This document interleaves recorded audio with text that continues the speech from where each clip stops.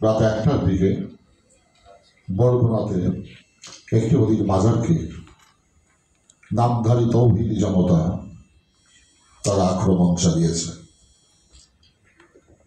সেই ভয়ঙ্কর আক্রমণে কোনো জীবন্ত মানুষ থেকে শুরু করে আল্লাহর অলির সেই পবিত্র মাজারটাও রক্ষা পায়নি। পবিত্র মাহে রমজান 3 ভাগে বিভক্ত, রহমত, মাগফিরাত এবং দোজখের ভয়ঙ্কর সেই আযাব থেকে পরিত্রাণের জন্য 10 দিন। আমরা আজ দ্বিতীয় পর্বে মাহে রমজান উপনীত মালিকের কৃপায় হয়েছে। এটা মাগফিরাতের সময়। তা আল্লাহ বলেছেন পবিত্র রমজান মাসে যে পাপী হয়ে কবরবাসী আছেন আল্লাহের বারজাকে, তার গুনাহ আযাব আল্লাহ মাফ করে দেয়।